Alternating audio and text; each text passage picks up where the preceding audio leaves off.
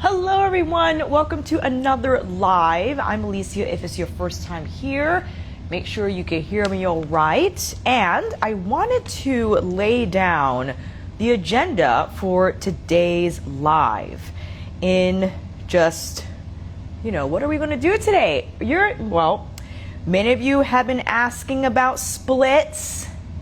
So I believe today is a splits class, which my apologies for not having the announcement up. That was because the team didn't get my announcement video, but it's okay. I'll make sure to have those for next week. But today we are unlocking front split. So this is your opportunity if you have any questions, because when we talk about other things, people want to just talk about the splits and how to improve them. This is your opportunity today. Okay, strength and flexibility approach to front splits, improving end range strength and muscle length. So basically that is teaching your tissues when expressing a significant amount of range of motion to be able to generate force. And that's going to help develop a more stable split, meaning that you're not just relying on range of motion to get into the shape, but you could actually move in and out of it efficiently. And that lessens, not completely, risk of injury is never at zero. It will just lessen the risk of injury. And we could also talk about the different components of a front split and how to address each depending on your body's needs, depending where those limitations sit the most, okay? Usually, for the last few months, I've kept the comments rolling because I want to give you all an opportunity to ask questions in real time. And again, when talking about splits, I know it can be quite complex. So again, this is your opportunity to ask right away when in it. And I think the announcements are the same for the affiliate program.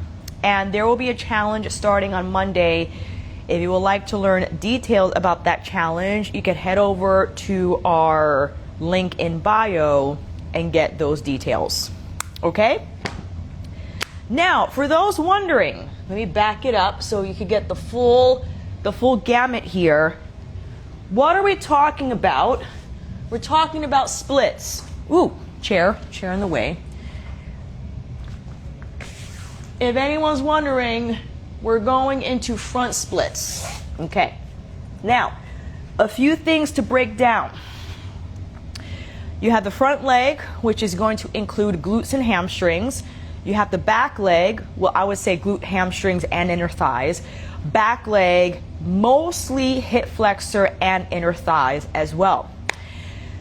People usually emphasize the front leg because that is obviously like a dominant feature of a front split, right? I actually think back leg, but a lot of people focus on the front leg, so they work on hamstrings, but they don't work on as much. And this is just based on my experience. I don't know what the official statistical number is. I don't think there's been a study done on this, but just from my experience, people usually don't know to emphasize the back hip as much.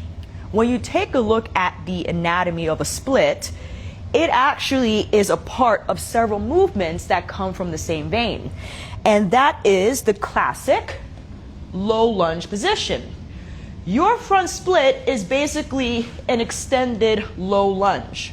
So that means the more back hip extension we can establish, the lower the hips will get, obviously, but the less we could rely on the front leg. Because what tends to happen is we want to get the hips super low, so we start to open up, and this is how we lose our back hip recruitment, where not so much hip extension is being emphasized anymore just based off the positioning. I'm turning out that back hip, so I'm no longer recruiting as much psoas as I could, which a far more suitable muscle to rely on for front splits than the adductors. So you can clearly feel your inner thigh stretch more the minute you start to rotate your pelvis in that manner.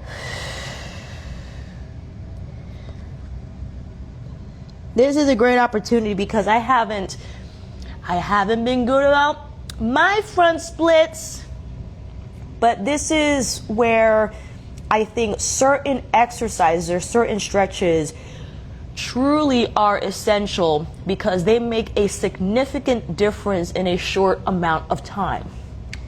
All right. Next, low lunge. This is where, and blocks still involved, one foot forward, the other knee back. Try to get your pelvis, or rather your torso, right on top of your pelvis. So if you're used to stretching here, you want to get all the way back to properly tilt the pelvis so to maximize that extension. And I would hold this for 2 minutes. I would also add a side bend because that also recruits a little more. Cool. Now this is just part one, okay? There's a lot more in store. Let's switch sides.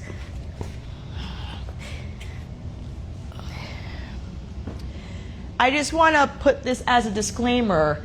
The major changes you are about to see is not because these stretches work miracles. It's because I've already conditioned my body, taught my body to do a front split. And even if I'm cold and need to prep it, it's because I already have that range of motion available to me. It's not that I automatically unlocked it. This is after years and years of training, right? So don't feel disappointed if you're like, well, Alicia said I could do these stretches and I'll just get my front split in a week. No, just want to be clear that these are my go-to exercises, but I think generally effective when you're working on your front split. But if you see vast improvement here in this demo, it's because I could already do a front split. I'm just got to warm up to it. I have a lot of new hamstring tissue. I have a lot of new hip flexor tissue that I've been working on strengthening and building muscle. So now I have to reintroduce that new tissue, the range of motion that I would like for it to have. No problem. Number 3, this for me is one of the most important stretches to take when training front splits. Heel to butt. You got to do heel to butt. That's what truly helps the hip lay flat and for you to get nice depth in your front split. And you can do this one of 2 ways. Way number 1, let's return to the first side, is to drop back hip, rotate spine, torso, and try to get heel to butt while your hip is down. If it's way up here, then you have to release, give yourself a little more room for that knee flexion and maintain your hip extension while you pull your heel in. This is crucial because if you're like this, then we're not extending the hip. We lost the entire purpose of the stretch. You gotta be here, okay? The next one is a little harder, but so 2 examples, same side, same side. So you don't want to completely open your hip. You still want to maintain some semblance of a neutral pelvis and pull that heel in while dropping the hip. And number 3, the toughest, is to try to invite a little bit of a back bend so you could drop that hip even lower.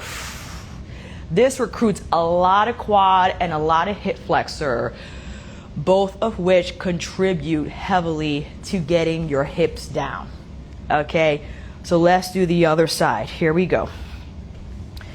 Option 1, heel to butt, 1.5. Getting that nice stretch here in keeping your hip as low as possible. Let me turn this side so you can see better. Number 2, heel to butt, but same side, same side.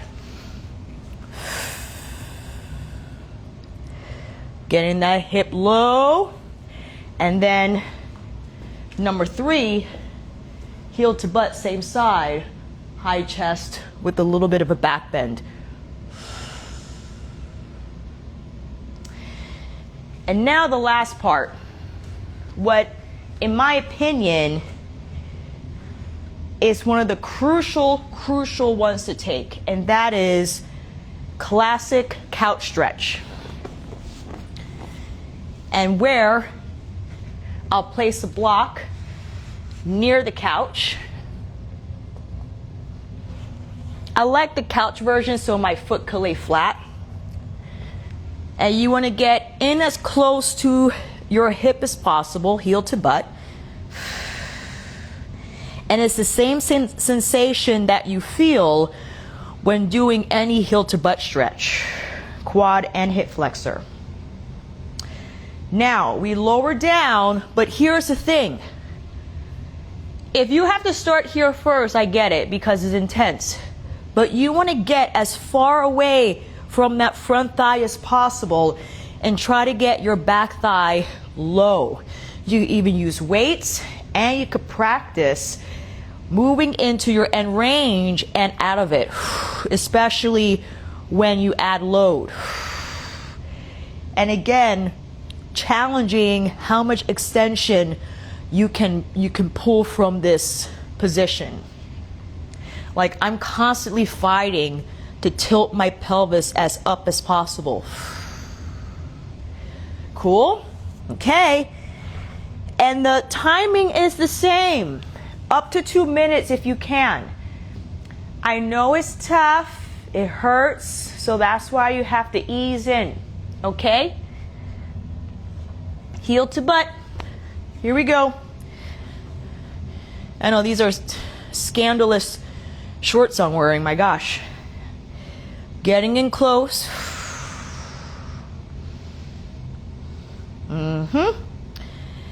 Even here, tilting that hip forward. It's almost like you want to hinge back while in this position. Okay. And now dropping into the lunge, but trying to get as upright as you can.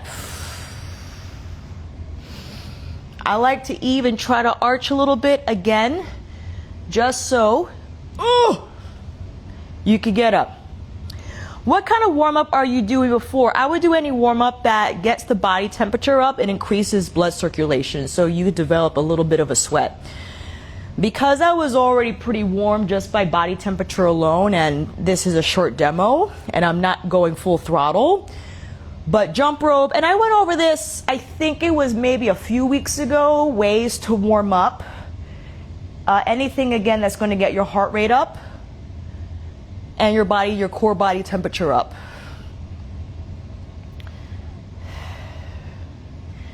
Cool. Now, let's see where we're at. Remember how my front split looked? It wasn't very much of a front split at all when I started this live. Okay, let me get my blocks.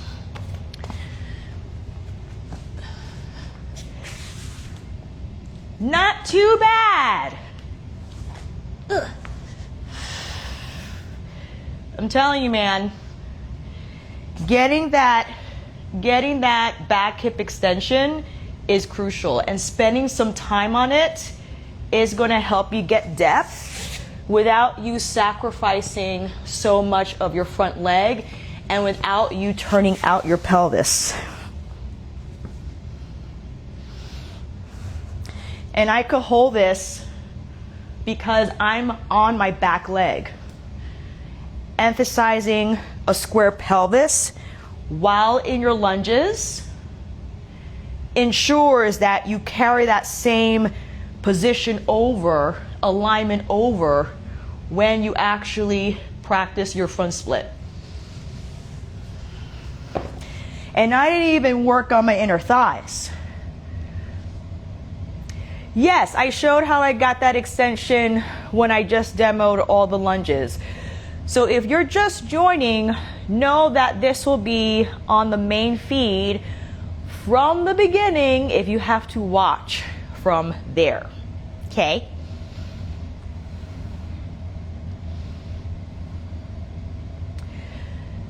So again, I just want to be clear. These are not miracle exercises. I think these are effective approaches to take. But I've been doing these exercises, these stretches, for years. I've already conditioned myself to do a front split. I know the technique. So that's why you were able to see such a quick progression from me not being warmed up to now me being able to do a flat split. And believe it or not, I feel more tension in my hamstrings because my hamstrings grew significantly over the last few years. Like, I got new meat on these ham hocks that I now have to train them in that range of motion I want them to express, which I can. It's just staying on top of it. And also, you could play with, I can't do it because I don't have like the sliders. But if you had your socks on and you're on a wooden floor, practicing going into it and out of it, trying to push, and even try to push without your hands. It's hard for me to do it because I don't have anything under my heel, but that's gonna help, again, bring a little more tension at your end range and teach those tissues, to help express force from those end ranges of motion. That's how you build intelligence, and that's how the tissues are able to remember how to get into that range of motion on its own, because you're already kind of cultivating that in the joint. But the way you talk to your tissues is through force, not abuse, not like you're smacking your hamstrings, but teaching them how to express force. And when you give them that signal that you gotta put a little bit of grind into it, that then translates to memory on their part. Like, okay, we got it. I hear you, which brings you further than just holding something, right? So passive stretching does have a role, but for those who want to acquire not only range of motion, but strength in that range of motion, that's where you have to combine the two, where you have to combine range of motion and force. So I wanted to reserve a little bit of time, like 5 minutes. I think that's a good time, for any questions that you all might have from what I demonstrated. And again, if you're just joining, you'll be able to see the replay on the main feed.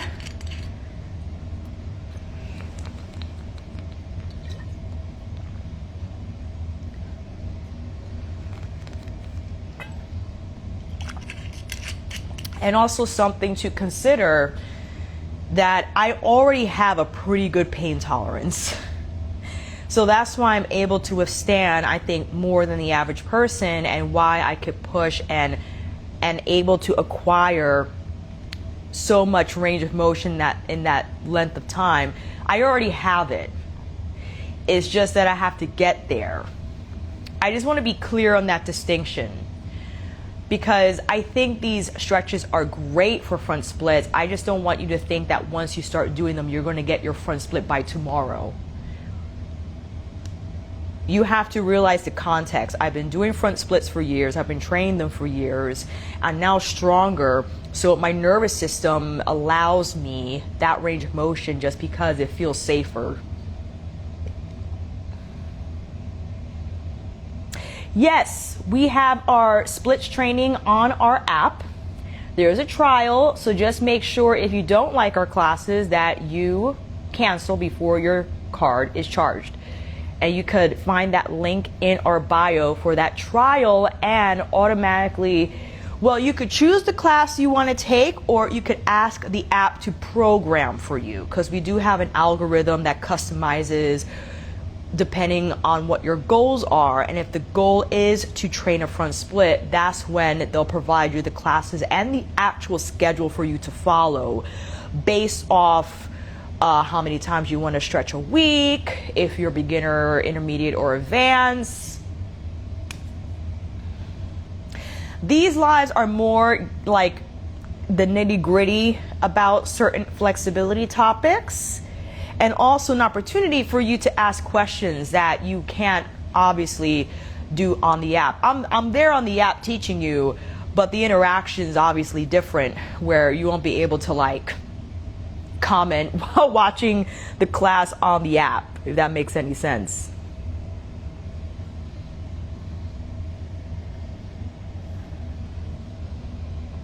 It is possible for anyone to learn how to do a front split. If you are able, if you have a functioning pelvis, 100%. And I would even say, why not, right? Some people think that it's no use, you're never going to be in a split.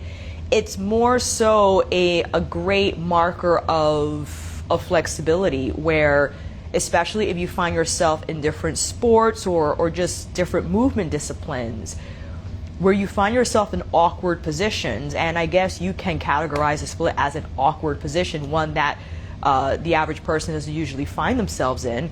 But if by some strange chance your legs are wide apart, I don't know if you've ever seen tennis, but these snapshots that are sometimes taken by tennis players or any kind of sport that's dynamic in that way, and all of a sudden they're like in the split and they got to move from that split position quickly to get to the ball and hit it. Oh my. That's a question for another live. How long did it take you and where did you start? Well, I'll just say this, I'm 40 and I've been working on my flexibility since I was a teenager. And I got my splits way before I turned 40, like when I was in my mid-20s, and then I did contortion and got over splits. But yeah, this is a good portion of my life where I devoted to flexibility training. It got more intense in my 20s because that's when I encountered actual contortion training that I didn't encounter while in college for dance. Unfortunately, flexibility training was only presented in the form of Pilates or yoga, which wasn't quite the same thing. So that's when finally training in contortion, there was more clarity in how to acquire a front split, because that's what they do. Splits are in yoga, but it's not something that you train for, because again, that's a spiritual practice, and a split might just be a byproduct of that. Pilates, you might get a split. The split shape you might find in different exercises done on the mat or on the reformer or on the different contraptions.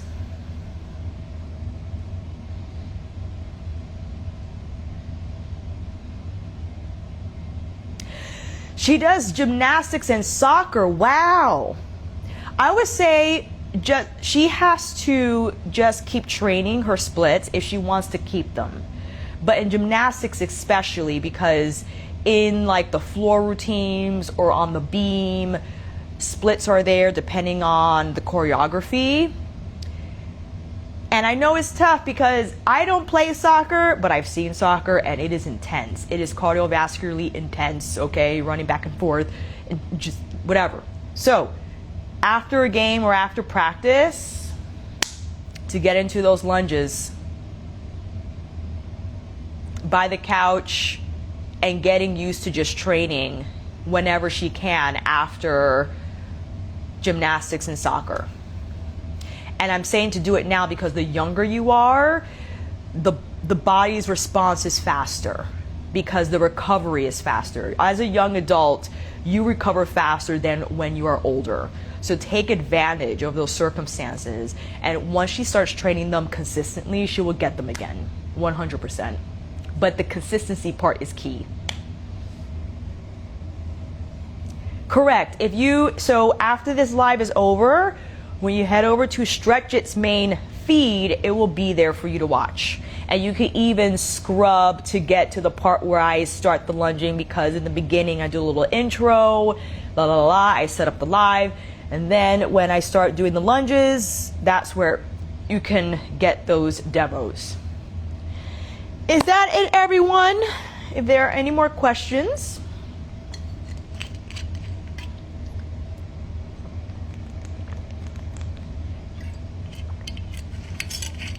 Super. And this is my Instagram username.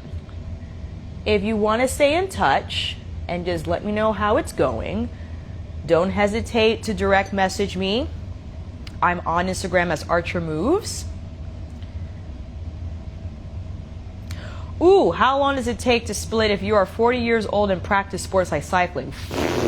It's going to take you a little while because cycling is leg heavy, and with the tight quadriceps and psoas that naturally happen in something like cycling, you're going on an uphill, which is tough on a bike too. It's possible, but it's going to take longer than somebody who doesn't do cycling, if that makes any sense.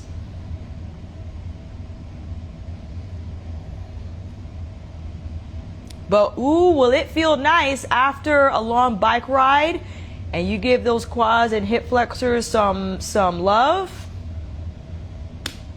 Even if you don't get a split, I think working towards a split naturally includes those exercises just by default. And because those are the body parts that you have to address anyway, why not? Why not?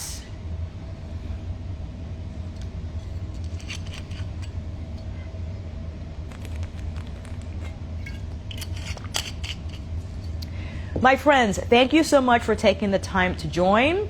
Again, I will post this live from beginning to end on the Stretch It app main feed. So you can head over if you want to watch something again, if you joined the live but got to get back over to it for reference, or if you joined late just to see it from the beginning. We have our affiliate program. We have our challenge that I don't know the challenge yet. My apologies. Starting on Monday. So if you want more details, also head over to the link in bio. If you would like to try the app, link in bio as well for those details. I'll make sure to have the reminder up for next Saturday so that we know it's happening. But we'll be here again Saturday, 1 p.m. Eastern. Hope you can make it. Always a pleasure to have you. And until then, please take care.